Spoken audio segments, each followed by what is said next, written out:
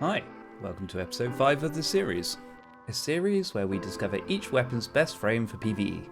Today, scout rifles. We want to answer two questions in this video. First, what frame is best for PvE? And second, how different they are to each other.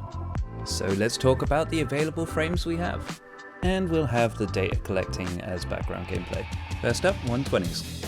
Examples are the long arm from Spire of the Watcher dungeon and the Season 21 ritual weapon, Blast Right. With its unique reload animation and encouraged switching between hipfire and ADS, definitely the coolest of the scouts. There's not many of these right now, but maybe we'll get some more in the future.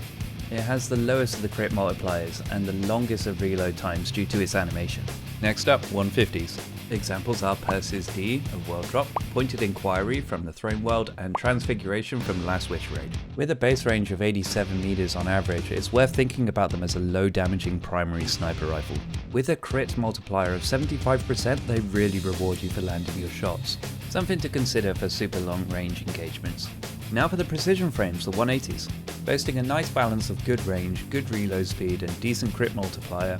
Popular examples being Hung Jury from the Vanguard, Doom Chelchus from the Kingsfall raid, and Vision of Confluence from the Vault of Glass raid.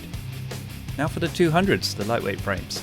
Examples being Nightwatch, a World Drop, Vouchsafe from the Dreaming City, and Tarnished Metal, a Craftable from Season 18. Along with the benefits to movement as a lightweight frame, having the highest average aim assist value of 72 and having a crit multiplier of 75% makes this frame a very satisfying frame to use.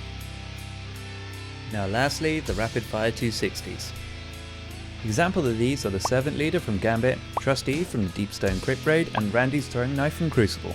They are the fastest firing scout with the lowest range, but even with this, a large majority of the PvE engagements will be within their base 65 meter average.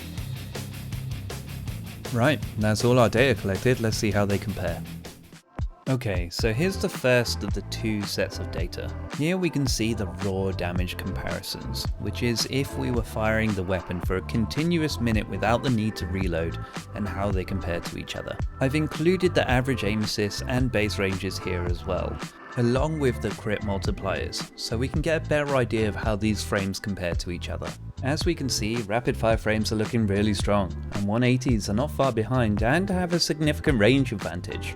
All the others start to fall off further behind. Now here is the damage numbers when the average magazine size and reload speed is taken into account over the minute.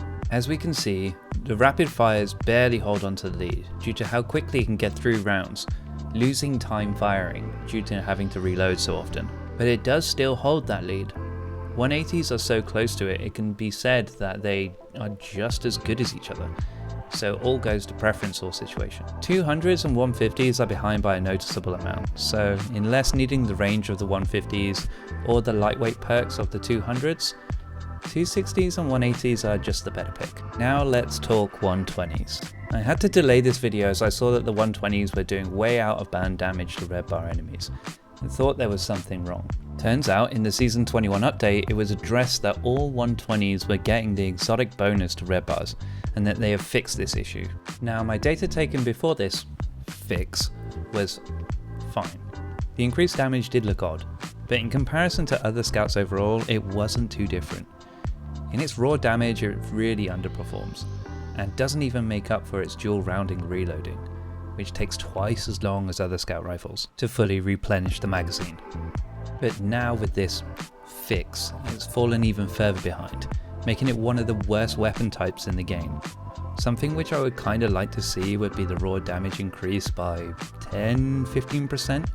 This wouldn't affect it overall too much, as it would give a healthy bump to its performance, putting it on equal damage output to the higher performing frames, but the reload style would keep it in line to not become too powerful, making it a nice trade-off. So the final verdict for what we found is 260s are the strongest, with 180s almost matching them.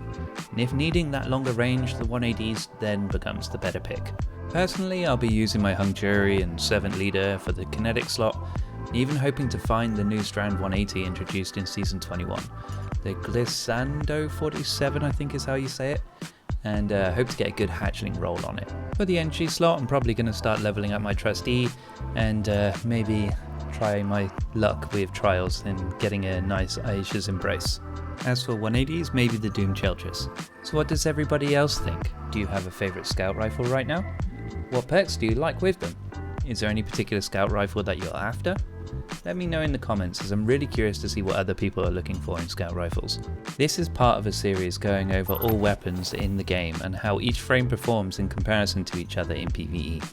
So if you're curious on how other weapons work and perform, be sure to subscribe so you don't miss any of them. There is also a playlist of all the testing done so far, so if you're looking to catch up on what's already been covered, you can check it out there. We still have SMGs coming next week, so be sure not to miss that one, especially after the changes that came with Season 21. If you enjoyed this video, a like and a comment would be massively appreciated, as it hugely supports the channel. Right, that's it from me. I'll meet you down in the comments. See you in the next one, and never let your tea go cold.